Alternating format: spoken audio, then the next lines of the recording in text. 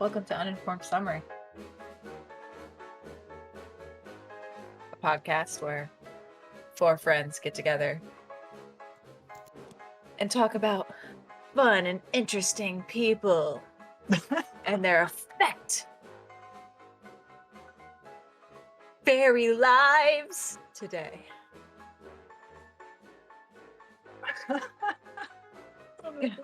Are you going with that? Oh, great. One take, we got it. Yeah. All right. Matt doesn't do intros. Vinny, you're in the hot seat. Oh. Why don't you say hello to our audience? Hi, my name's Vinny. Today we're going to talk about Mia Hamm, the best soccer player to ever live. And my name's Vinny. I'm in the hot seat. Today I've done the most research on the topic of Mia Hamm's impact on history, and we're going to examine it through two different perspectives, her on the field as well as in the background, Title IX and how that federal law affected her and athletes like her. Right next to me in the research levels is Molly. Hello, I'm Molly. I'm excited to be discussing Mia Hamm as a fellow soccer player. She's wonderful. Molly took the role to research a little bit less, kind of reading the wiki, watching some YouTube videos. And after that would be Scott. Say hi, Scott. Hello. That's my intro voice. I can't help it. Scott watched about 30 minutes of YouTube videos on Mia Hamm. And in the no research, what we call the fun spot, no one calls it that, I just did, is Matt. Say hi, Matt. Hi. All that I know about Mia Hamm comes from my 5 years at working at a sandwich shop in high school and college. The ham Fascinating. joke. They did a baller club called the Mia Hamm. Nice. Yeah, so Mia Hamm is probably the most notable soccer player to come out of the United States of America, a legacy that she definitely helped make on her own merits as an athlete, as a teammate, as someone who's just a hard worker. But two sort of stories are running parallel through this episode, which is her rise through athletics and also Title IX, which passed as a federal law the same year that Mia Hamm was born in 1972. Her full name, for the record, Mariel Margaret Hamm Garcia Parra. Got the Garcia Parra part later.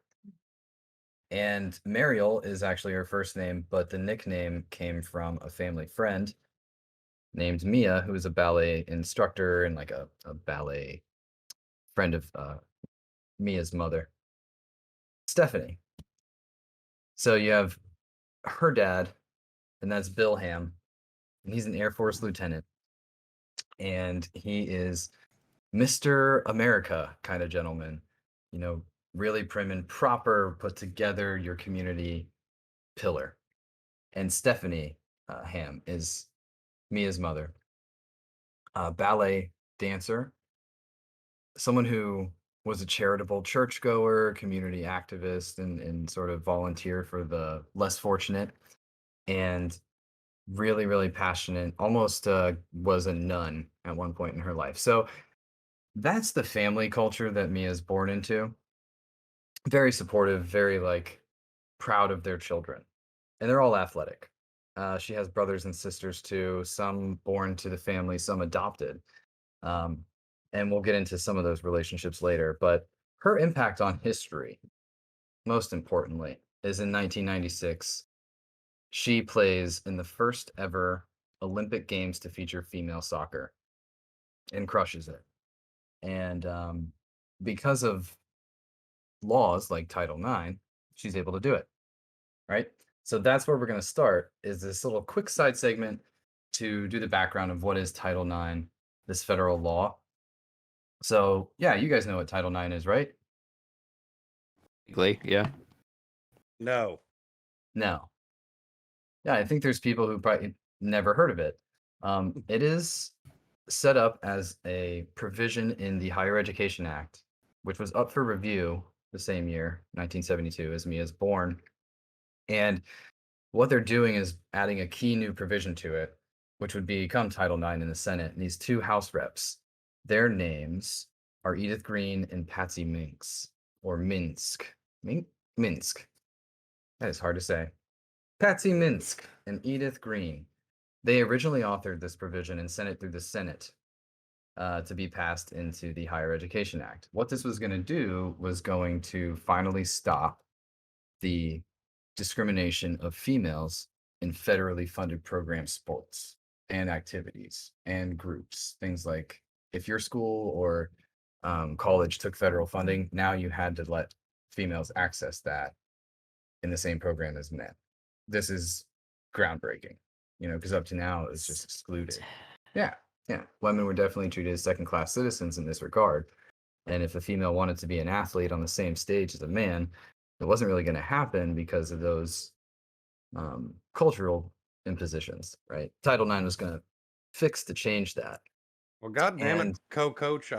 We gotta. I guess we gotta let these women throw the ball around or some shit. Yeah, there's Be a lot of whole that fucking attitude. situation. Can kick around a ball better than you, fatty. I feel like mean, that was personally against me somehow. Oh, hey, Ladies and gentlemen, shots fired. sorry. I was not aiming that at you, but also not my fault that you got offended. Oh shit. That is Female rights. there was I'm so glad that we're doing this episode on Mia Hamm.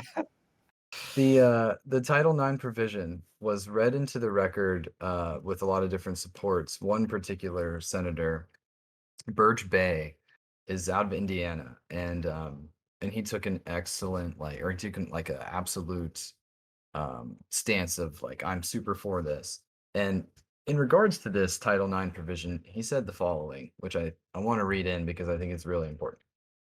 So 1972, when they're about to pass Title IX and let women do a lot more in sports. Quote, "We are all familiar with the stereotype that women are pretty things who go to college to find a husband and who go on to graduate school because they want a more interesting husband and finally marry, have children, and never work again. The desire of many schools not to waste a man's place on a woman stems from such stereotyped notions. But the facts contradict these myths about the, quote, weaker sex, and it is time to change our operating assumptions." 1972, by the way. He continues, "While the impact of this amendment, Title IX, would be far-reaching, it's not a panacea.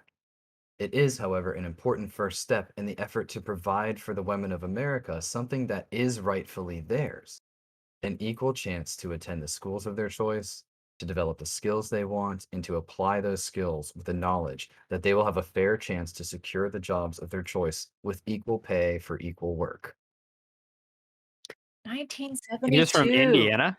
Indiana. He's from Indiana. Yeah.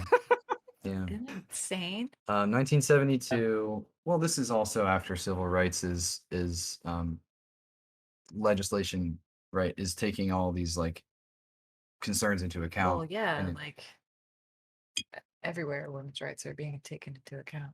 And this is mostly Being about fought work. for. Yeah, Title IX is mostly about work at first. It's not And really that- about sports. That's the crazy part is this guy's on their side. He's now listen. Now I understand that we all know that if a woman runs too fast, if any of them run too fast, they may break an ankle. If they accidentally kick a ball or something. I don't know. But hear me out. I've been looking into it, and I think they might be okay. That makes me think of a quote that Mia Hamm said, actually. Is it okay if I can? No, don't you dare quote No? Mia Hamm. No, please, come on. I want to Well, okay, so know. one of her coaches said that, quote, "You run like a girl." And she said, "Run a little faster and you can too." Boom. Oh damn! Yeah. Correct. Yeah, that's the attitude that's going to win, though. Especially in the position that Mia Hamm played, and we'll get to that, right? In her field of soccer, anyway, it's already high stakes. But in the position she plays, you have to be like that. And this guy, right, Birch Bay, he gets through Title IX definitely with his authorship and the support garnered for it. The provision goes into effect inside the Higher Education Act, June 23, 1972. Smack goes the gavel. It's all set, right? That's how laws work. At the same time, Mia is just been born, or so she's like a few months old. She was born March 17th the same year in Selma, Alabama. March baby. Yeah, to these beautiful parents and family. And she was born with a club foot. So she was destined to be a good soccer player. Yeah, I think because when they say club foot, it just Yeah, hits there's- really hard, right? Yeah, she had an unfair advantage. I don't know how any of this Yeah, works, a but lot of- that sounds right. Yeah, I know a lot about soccer, so Yeah, and I don't Tell me how it know, works. I don't know how exactly the treatment went, but it took a lot of corrective boots and braces and like treatments, special shoes that she had to wear growing up. But I think a lot of people relatively have dealt with that. You know, there's like medical advancements at the time were not that great, but enough to correct it. And soccer's not all about just kicking a ball real hard. no, it's not. I'm gonna learn so much from this episode. Eventually, you'll have to kick it, but sometimes you kick it soft, and sometimes you don't even kick it at all. Kicking it soft is called finesse. So her club foot is being corrected, and through this, her parents have to move to Italy. And that's because her dad in the Air Force was stationed out there. And she's a toddler, right? And her dad's sitting around bored. You know, good American guy, watching the news. Maybe he just heard about Title IX passing. It's kind of cool. But he's like, I'm super bored here in Italy because there's no football to watch. There's no baseball to watch. This is boring. Where's the sports at? Flips on the TV and it's soccer. And he's like, There is yeah, football. he's like, I guess. It's- You know, her dad wasn't always into soccer. He's a sportsman for sure. And that ran in the family for sure. But it wasn't all about soccer until he fell in love with it. He started watching it more and more and more. And it's just like us. If you start watching like a Netflix show that's kind of good, by episode 4, you're telling your friends about it. You're like in there. Have you heard about Tiger King? And he's like, have you heard about soccer? And he starts going to games and brings Mia, and Mia's just in love with it. Way more than ballet. She was notable for saying she quit ballet after the first day, even though her mother really wanted her to do it because it was too slow and boring. But soccer grabbed her attention. And, you know, as a kid, she just had a knack. So her dad nurtured that and was like, okay, I'll become your coach. And did that. Became a coach, became a ref, started getting her fundamentals developed. And she, even at 5, was just a natural. They had adopted a brother in the family, Garrett, and the two of them just took off. They were kind of like early life for Mia Hamm was not even knowing that Title IX exists, but being so good at sports that her athleticism would just let her be on the team. Sometimes they wouldn't pick her because it's a small girl. But then they'd start playing this backyard football game and she's smashing them and catching every pass and outrunning them or dodging them. And at this point, they're in Texas. Yeah, Wichita Falls, Texas. Yeah. So she already gained a reputation among her friends and family for being more than your average athlete. And in junior high, maybe not getting the message on Title IX, the school she went to didn't have a soccer team that she could be on. On some occasions, she was too young, but she had to do something with her energy. So she joined the boys' football team.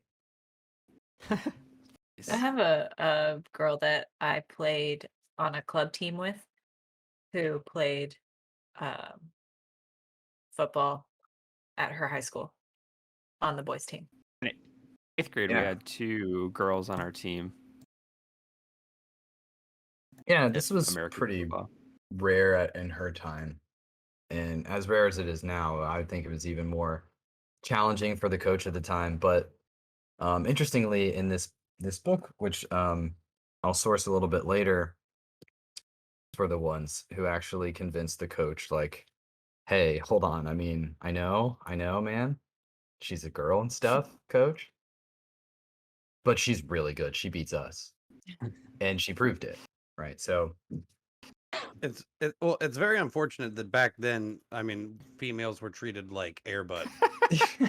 you mean the ref opens the book and he's like, "Well, I guess there's no rule that says a girl can't play." Right.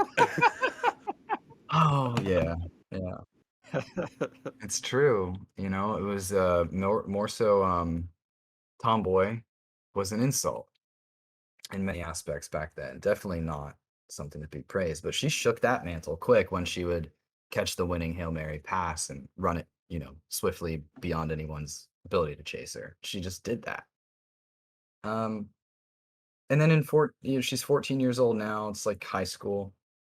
She got back into soccer um, at Notre Dame Catholic High School, Wichita Falls, Texas. So um, this team asks a lot out of her, but she shows off a lot of her skill and development, getting older, but not the tallest.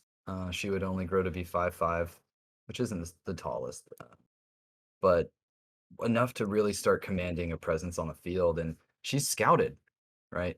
Um, at the same time, though, Title IX's in the background again. That law and it's being challenged.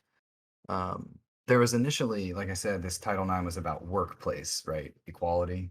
You can't force a woman to not get federal funding in a college for like admission, but it wasn't really about sports. And there was this scandalous background noise in many of the schools where, guys, I don't think we like don't know this ourselves, but the men's program was funded such a way, right? And then women's program was funded not so good.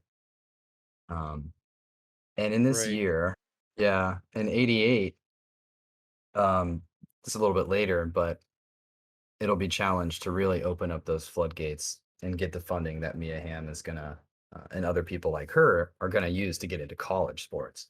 But this is 84, 85, Well, before she is like official. She's still 15, getting scouted. Someone shows up to one of her games, and it is the coach for the US Soccer Federation's new national team. And she'd garnered such a reputation by this point of being so good at the game that this guy was supposed to come in, Anson Dorrance, and scout Mia Hamm. But he said uh, that he didn't want to know her number. He didn't want to know which athlete was her. He just wanted to sit down and watch the game. And if she was this good, she'd stand out, you know, at this particular game where she was being scouted. And crushed it in that game for sure. This guy who was Anson Dorrance, who was the full-time women's team manager for this newly established outfit, the women's national team, was the North Carolina Tar Heels soccer coach for the men and the women as well. Very busy guy, Anson Dorrance. Yes. But yeah, Jesus. found her on the field doing her thing, just the way that she wanted to do it. Like a fantastic forward, midfielder, someone on the team who's responsible for making those game-winning goals and rushing up and down the field. She would run 10 miles in a game conservatively. And I mean, Molly, you Yeah, played. it's nonstop. You're running all the time. Uh, especially if you're forward, like Mia, she was always transitioning back and forth. Which literally everyone on the field does that. Transition forward, back. It's nonstop. High energy all the time. Yeah, think about that. It's an hour and a half, and you're And running imagine about 10 miles. if you're a starter and you're in for the entire 90 minutes, like it's very exciting. Yep, it was common for Mia to play entire games. It was common for her to play every game. And in college, her Tar Heels would go on to win 4 championships out of the 5 years. The only conspicuous year that she didn't bring them to a championship, she did have to drop out, I will say, in college. There was a year she didn't get to play. Oh, another thing. Yeah. It's kind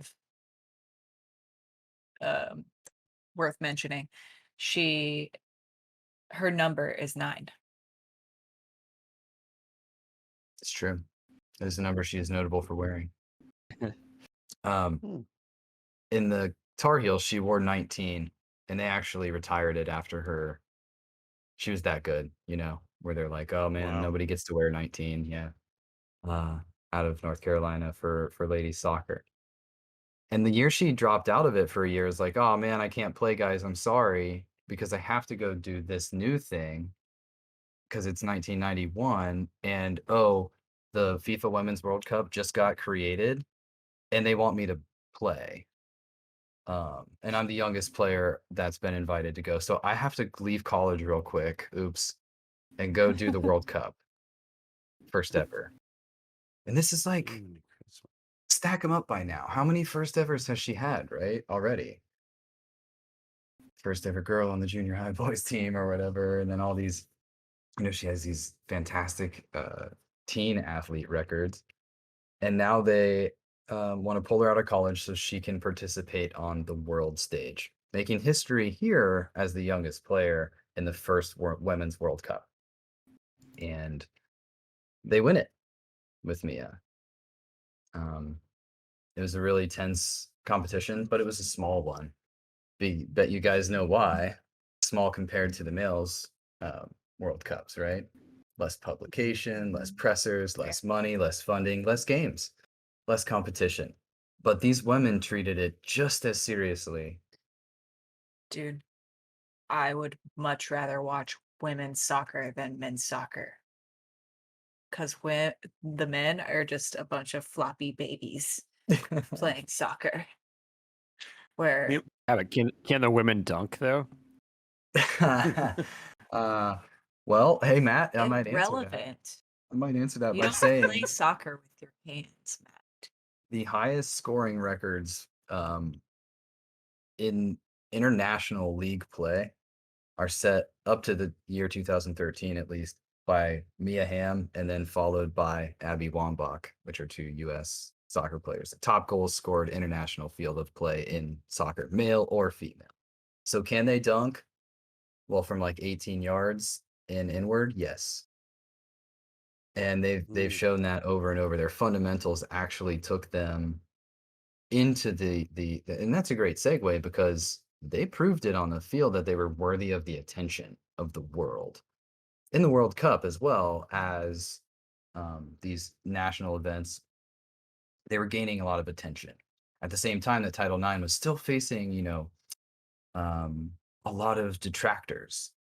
Well, You out can of think of curiosity, yeah. what are the detractors saying? Because like, is this like the same kind of argument we had a few years ago, where it's like, well, if you let the goddamn women play, I mean, what next? We're gonna have to have octopuses on the field and all that kind of shit. Is that the counter argument? I think it was just a growing pains to let intercollegiate athletics with a focus on women's, achievements really butt into such a male dominated. This is like an ego culture battle as well. Um, in the 72 read-in from Senator that we went back to earlier, he's like saying like, look, we get it, right? We get it. It's a big stereotype that women don't belong in the sports. So yeah, you're facing a lot of just entrenched, I think, ideals that might not stack up with the actual potential that these athletes show. I mean, Ideas that are surrounded around dick, how big or how small. Ego. well, there I was was gonna here's say the like that. kickback. Okay, so you want Like if ever, go ahead, Matt. I'm sorry. yeah, no, if like a lot of people were saying that like the women just should go to college and to get a husband, right? So like, why would they want to play soccer? Like, what's the point? You Yes. probably, I mean, even today, still have people that crack down on women's sports and say, oh, it's not as good as men's sports or whatever, like Yes, not as there's that. exciting or whatever. Yeah, That is one big side, man. Another big side of this is money. Okay, so the provision in Title IX tells you you need to equitably divide your money. It doesn't say I'm going to give you more money so you can have a women's team. And I think you guys could probably guess some of the tensions that arise when you have to cut men's teams to now facilitate the addition and, training and separate locker rooms and stuff for women's teams and building that in. And there's people saying like, oh, that's my spot. They're taking my gym and giving it to a girl. That this Right. new way of like seeing athletics is emerging through what's happening because of implementation of Title IX. It also stopped a lot of sexual harassment, and I think a lot of gross dudes and coaches didn't like that. Again, that culture, you know, um, where it was okay to tap people on the butt, and it might have been even more okay to be more suggestive and creepy to your female athletes. So Makes you know, sense. yeah, the ACLU opinion would have been like, students suffer sexual assault and harassment. They're deprived of equal and free access to an education. And that is a quote from ACLU referencing Title IX that there's just a lot more to let him play. It's more than that. Um, I don't know if Mia Hamm would have been reading the laws. She's busy crushing it on the field.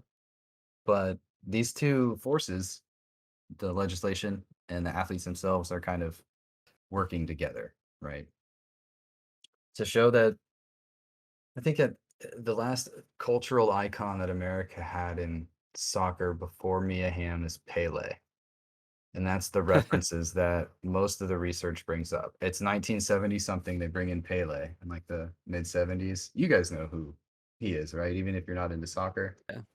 He's like the Vaguely heard. Brazilian best guy ever. Yeah. And he's like, oh, I'm going to join an American league. And everyone's like, woo. Then it lulls down. No one cares about soccer. Mia Hamm, the national team, start crushing it. The Women's World Cup is won by the women's team. And then they do it again in 95. They win another FIFA Women's World Cup. Woo. And this is garnering attention, but this is the historic one in 1996. This is the Olympics, which World Cup, cool. Olympics on another level. That's an international, all the money and power and influence that moves through that. And in 96, it's the first year that they're going to do women's Olympic soccer. And who's on the team?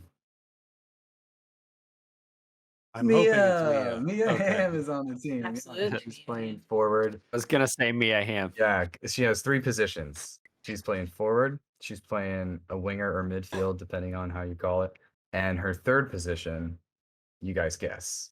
What do you think her third position is? Just in case she's not forward, making the goals like Goalie. she's used to.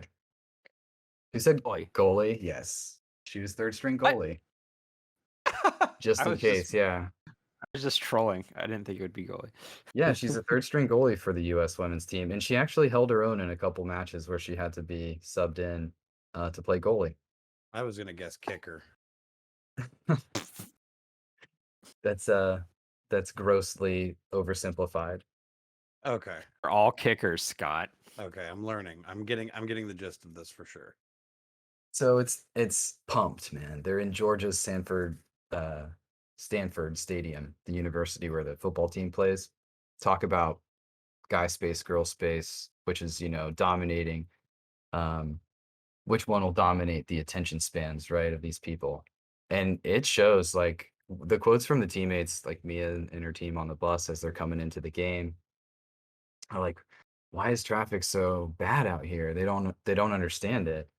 And they get to the field and it's for their game. They realize the closer they get, it's all the traffic's for them. Every car is flooding the Texas or the Georgia roadways for them to get and watch them. And all these young girls are out there like watching new heroes of theirs because all these female athletes went to schools like North Carolina. So, one of them was on the team with Mia, came from the same school. They were freshmen at UNC together.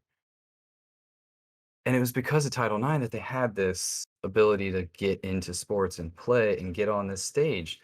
And the Olympics was starting to accept female sports. So they're riding the wave. And in the Olympic tournament, comes down to the nail biter match between the US team and China. And they win it. gold medal. The first ever women's Olympics, soccer. And something really interesting happens when you're winning the first ever tournament. They didn't really know how to celebrate. The women's team really was humble too. Like they loved their game, but they weren't as egotistical in demonstrating that on the field or like how they celebrated. So, all right. So they quote one of the teammates, Shannon McMillan, who had 3 goals during this Olympics tournament, and I think she scored, if I'm not mistaken, the game winning against China. But I'd have to check the notes. So anyway, they're talking about it, and like the team's so new that quote, or they didn't know how to handle the process of accepting this gold medal because quote, we'd never been a part of one of those things, said the forward Shannon McMillan, who led the team in scoring. And she goes on, they announced the gold medalist, Team USA, and we were all just looking at each other, holding hands, saying, what do we do? Do we step up? She goes on, a few people stepped up and then stepped down, and finally we all stepped up on the podium. And you can hear it in her voice too, like when she's quoted, like it's all so new. And that's history being made right there. It's like Title IX come to life. That was the quote from Julie Foudy, another teammate on the USA team. This is like Title IX come to life when she referenced that Olympics.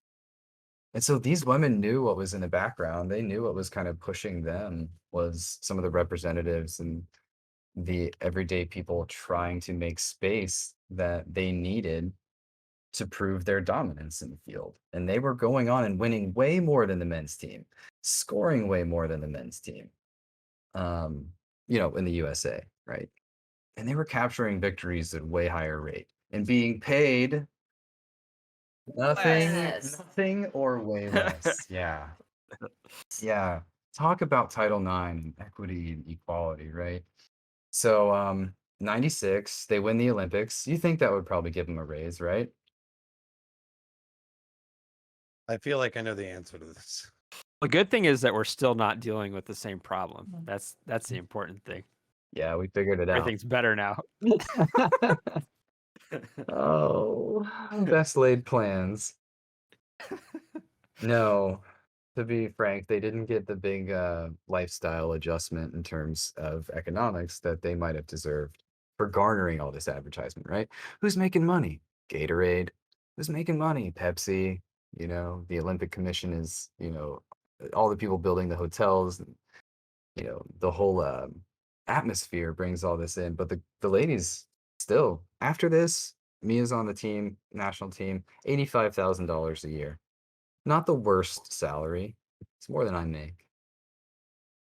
But I still don't think it was equal to or close to some of the salaries of men in the professional sector playing these kind of sports, making millions or multiple millions of dollars a year. Think about your baseball male athletes, your best paid basketball players. 85,000 is a joke. Hell, think about your worst paid professional male athletes. Like I think minimum wage in the NFL is like $400K or something like that. It's crazy. That's minimum wage. That's crazy low. And Give me 1 second. Monster.com. I'm wanting to change my career real quick. I don't know. Can I get like a backup? I'll hold the ball like when they need to kick it. I don't know how much that is or what that position is. Dude, like long snapper is like the best position you can be in football because you play like 5 plays a game, make good money because it's actually like a pretty rare skill. So you make like $1 million a year, and you don't get hit that much, and so you can play for like 10 years plus. Great career. That's not bad. That is not bad. The kicker, and in soccer, I would say the goalie. Before I understood how the game was played, I was like, oh, if I play soccer, I want to be the goalie because they just hang out. And then I played a little bit of soccer. I didn't touch soccer ball till I was 18, but the first time I did, Wow. and like got in a goal, I hated my life. It was so It's like, oh, they're running right at me. Oh, they're gonna kick that thing. And yeah, Mia knew that feeling too. Stepped in on goal, saved a few times in high pressure situations, on the world stage. Kept her cool. She was known for being extremely, extremely passionate on the field. And graceful. Yeah, but at the same time, if you gave her a compliment, that was what would shake her. And she was famously quoted as saying, "If a defender wants to take me down right away, they should just tell me how good they think I am." And that's because she was this type of person. Her teammates would talk about it too, and you could kind of feel it when you watch her play and stuff, that she's all about the team. And in a way, her advocacy, her being a team playerism, is even more evident in her life through the game. I don't want to skip over this though. She did get married in 1994. Um, Apple doesn't fall far from the tree. She got married to a Marine Corps pilot, and his name was Christian Corey. And they were married for 6 years until 2001. After the Olympics and all that, they were still together through this. But in 2001, a few things were going not great, and Corey and Hamm did divorce. This was tough on Mia Hamm, who was like, think about her upbringing that we talked about earlier, and she's really respectful of others' privacy and who they are as people, and she was a philanthropist. But now everyone's up in her biz. Tabloids are reporting about her divorce, and that's going to affect your game, man. If you're out there trying to win and you keep thinking about how everyone's bumming you. Yeah, typically if you're in a weird headspace before game time, it's hard to get in the right mindset to play. Yeah. She's what you call shook in 01 for a little bit. But coming out of this, rising like a phoenix from some of those other ashes, she becomes a founding member of the newly minted Women's United Soccer Association in 2001. This is like, Usa. yeah, WUSA. It's gonna rival the men's leagues, right? It's gonna draw the entertainment. There's TV deals, there's stadium time, and teams are being formed. And Mia's a founding member. So, Title IX being codified for this long has allowed her and others to really set a foothold into the community. And now she's playing for the club team where she's a part founder called the Washington Freedom. Washington Freedom. I love that name. Yeah. Yeah. Orca. Yup. I love it. And not a great year that year, if you can imagine. Turns out divorce is tough on the game. And she puts up some good numbers. She helps her team get to the finals and stuff in 01. Doesn't secure it. And she actually gives up her captainship of the team right after that year. She says she wants to focus on the game, and she does, but she also falls into a dating relationship. And, this is the life goes on phase of Mia Hamm, and she's so in the limelight, the spotlight. Do you guys remember the Pert Plus commercial with Mia Hamm? We were kids. No. No? Okay. Pretty famous. The Pert Plus commercials were like the slow-mo hair flips around and they turn back over the shoulder and look at the camera, and like the hair bounces and shines. She did one of those. Watching it now. Okay, good. Yeah, fantastic. Her other commercial you might remember is the Gatorade bit with the other co-famous UNC athlete, Michael Jordan. Do you guys remember anything you can do, I can do better? Oh yes, I I do can remember do that commercial. anything Yeah. better than you. No, you can't? Yes, I can. That one, yeah. They Yeah. do this bit, and that's Mia Hamm and Michael Jordan. And I remember the commercial because as a kid, you'd see those between shows. But I didn't know who Mia Hamm was even back then, as I knew who Michael Jordan was. And I'm asking myself now, does that mean something? in our conversation about Title IX, the space for women to play equally, to know about women and their publicity. What was she being paid at the same time he was being paid to do those commercials? Yeah. It makes you wonder. In one of those commercials, she took him down with a judo move. Yeah, oh, notably, Watching it. yeah, Watching notably, now. There's the judo part. a few Oh. for you guys who are into continuity, the torch in Mia Hamm's career was passed off, a lot of people would say, to another female star named Abby Wambach. Biwaba. And in a conflation of entertainment and history, histotainment now, there is another commercial of the "You Can Do, I Could Do Better" of Gatorade, and that's Abby Wambach with Usain Bolt in the commercial doing that sort of same homage. And at the end of the Gatorade commercial, it's it's Mia and Jordan again, and they're playing a game of golf, and they're like, "Huh, look at those two playing much," and it's a cute little cultural homage. But that's how much we remember Mia as this athlete, prodigy, hero, right? Just because of her talent. Unfortunately, she still wasn't getting equitably paid, and to Matt's point, that still hasn't been solved. Um, there's no, like, happy, ending to the Title IX, like, quest for equity here, at least in terms that I can provide for you guys. But for Mia, she did find happier days, and she actually dated and then eventually married Red Sox shortstop Nomar Garcia-Parra, which is how she got the back end of her name. And she's Yes. a mother to 3 children and a family person and someone who really prioritizes this in the year is now 2003 after this marriage.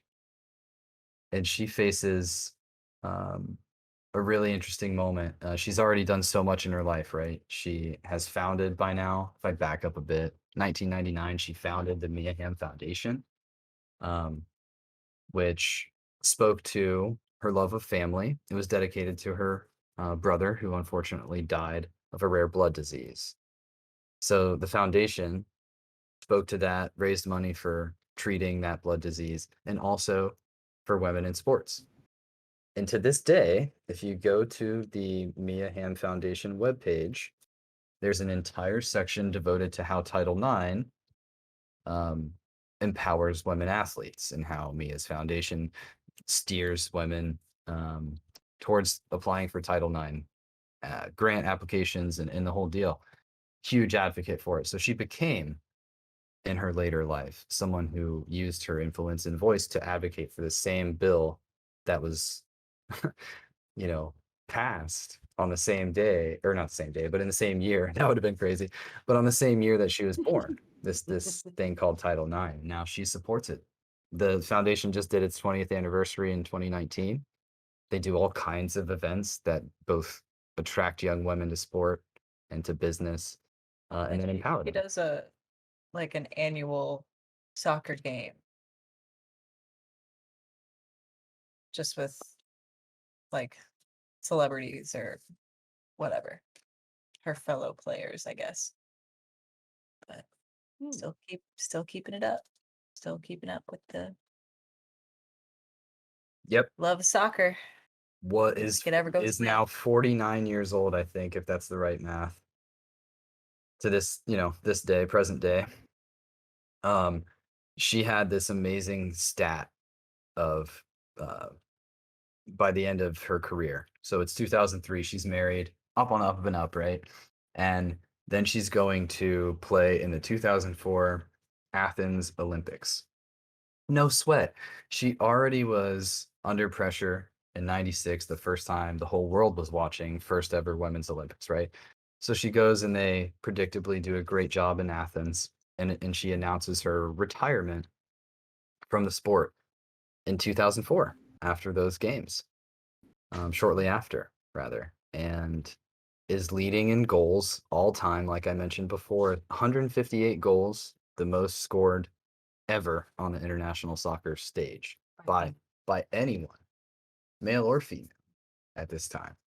So that's a pretty notable record that I think speaks to the tone of hey, anything you can do, I can do better. Mia Hamm's a fucking badass. Amazing. Yeah. She was really cool. That's most of the history piece that I wanted to cover. These, her and this legislation kind of work together to empower not just her career, but life, for her and for a lot of people. She made her living off of it and became a promoter of it. Yeah. So yeah, Awesome. yeah, open floor, man. If you guys want to, I know everyone has their favorite soccer story. Scott loves soccer. He plays Yeah. it with cars. I tried to Yeah. Yeah. Oh, that's true. Yeah. It was, yeah. She was also the first. She was also the first person to play car soccer. Big demolition derby. An enormous hamster ball. Got Michael Jordan inside of it. Oh my gosh, Michael Jordan and Mia Hamm playing Rocket League together. Mhm. I would watch it. Yeah. I would subscribe to that Twitch stream for sure. Yeah, no, and it do you think that, I mean, obviously there's some faults that are still massively glaring in the female sports community in terms of wage gaps and that kind of thing. But do you think that it has been taking the right steps, or has it been staying pretty stagnant in terms of that in the past, 10 years, would you say? In the past 10 years, in 2017, there was a negotiation with FIFA, as well as the pro US leagues, and I'm gonna beef up, association names and stuff. There's a lot of acronyms in the soccer football world. But successful negotiations to increase wages happened most recently in 2017. It was a pretty substantial bump, but no matter where you look now, you're still dealing, and I don't know the numbers, but I know you're still dealing with a disparity negative for the female athlete in terms of money, in terms of what people are willing to pay. Yeah, that's just kind of a sad truth that still exists. Opportunity is not always opportunity of outcome. And I think that's something that is still going to be hammered out, as long as athletes exist. Yeah, and I know that there's still a pretty big fight over it now. I mean, as recently as like 3 days ago, I can see posts on, social media talking about the disparity of the pay gap. Um, but yeah, now her last match was that was United States versus Mexico, correct? If did she go out on a win on that match? In Mexico, I actually do not know that. I centered this around the 96 Olympics and don't know the actual story of her final match if she won. But I can tell you this about Mia. She wouldn't really have cared necessarily. I think I could make that prediction. If she went out on a loss, she would have been happy that she played her best. But I don't know if she won or lost. Yeah, I actually just looked it up, and it was really close. It was 5-0. U.S. beats Mexico, Yeah, that is a so normal hairline outcome. victory. You guys have to understand that these ladies were absolute dominators. They beat a Trinidad and Tobago team 11-0 in one round of like world stage soccer one year. Some of their stat wins were amazing. And Wow. other teams, I yeah. found some numbers on pay. So let's see. This article is from a few years ago, but as of a few years ago, man making the World Cup team gets $68,000 and change. And a women's player will make $37,000 and change for making the World Cup squad. Ain't that some shit? Equity. Yeah, pretty much half. Yeah. Yeah. Yeah, not inspiring for those young athletes to say that they'll have the same opportunity of outcome. They'll have the same, I mean, the pitch is the same size. The the stakes are just as high, but somehow they garner less value. And that's, you know, I think in 21, it's hard to accept that still. Well, I think one of the I main would agree with that. I Sorry, think one Scott. Oh no, you're good. I think one of the main differences is you know, without Mia Hamm, it sounds to me as though that the disparity would be much worse now than it could have been. I think so, Scott. I think what happened is you can examine it through so many ways, but Mia Hamm, and you'll see a lot of people, for better, good, bad, indifferent, describe her appeal to the public as like this girl next door type.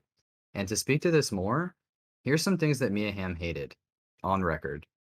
She would be pulled to press after games where she didn't even score. And her position is to score, guys, or at least force a score. She would have games where like Shannon McMillan scores 3 goals in a fucking row. That's a hat trick. They have a special name for when you do that. And the producers would be like, yeah, whatever, Shannon. Give me Mia.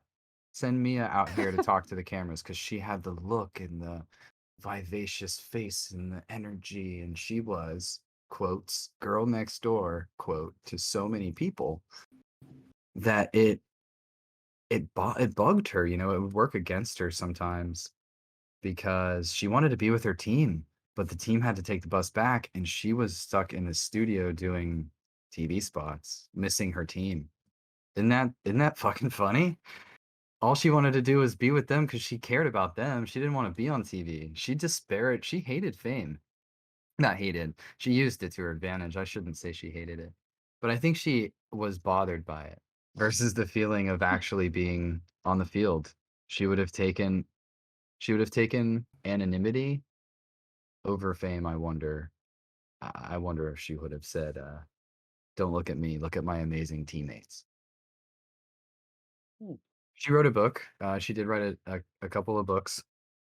One was a children's book called Winners Never Quit, complete with illustrations, and it features a tribute to her brother, Garrett, a really loving tribute to her brother who died of that rare blood disease.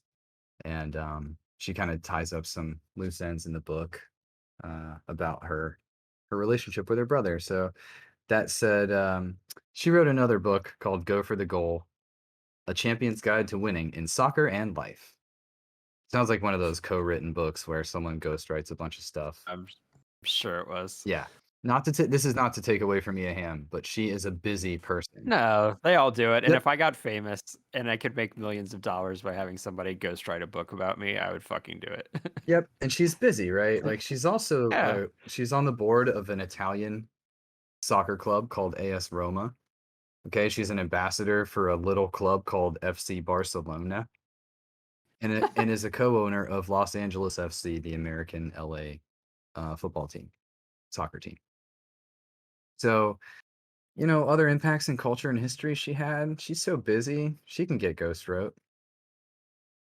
You might have also heard of Mia Hamm if you've seen Dare to Dream, the story of the U.S. women's soccer team. It's an HBO documentary. Where else was she? She's everywhere. You know what I mean? And especially from like 99 to 2004, you couldn't turn without seeing something Mia Hamm. And I guess what I'm saying is that she represented so many women who just wanted a chance, that for many of them, that's why she became their hero. You got some sources for us by chance? Yeah, the first source I have is the primary one. It's a book called Great Americans in Sports, Mia Hamm. Is authored by Matt Christopher. Leads me to believe that there are a lot of other books in this series. We'll see if that's true. That's a 2015 edition. That's an but very informative. Talks about her own personal perspectives from friends and family as well. Some information from the 96 Olympic soccer champions came from usopm.org, an archived article from 96. Some information came from the Mia Hamm Foundation, which you should visit, miafoundation.org. And a lot of background of what that operation's doing came from that website. Also, the Wikipedia is great. Use the Mia Wiki, Title IX Wiki, etc. Awesome. Mia Hamm, y'all. Absolutely. And yeah, make certain to check out those books. If you would like to follow us, you can check us out on Twitter. You can follow Matt at Matchural20, Molly at Malls Balls, Oh, Like, do this That'll- wrong every time. Start over. that's gonna be Malswald. No, keep it. So, F it. Do it live. you can follow me at That One Loud Guy, and you can follow Vinny at Dick Cheney. I only do that one because I know it hurts you so. I am furious. Announce my retirement. Do you have a Twitter? I have a book Does he deal. really have a Twitter? I Does have Dick no Cheney have a idea. Twitter? Oh, come I- on. Dick Cheney has a I Twitter. have to imagine it's just pictures of like. Voldemort. No, it's just the Voldemort tribute page. With all of that said. Hey, guys, thanks for listening. You can find me on Twitter at Voldemort.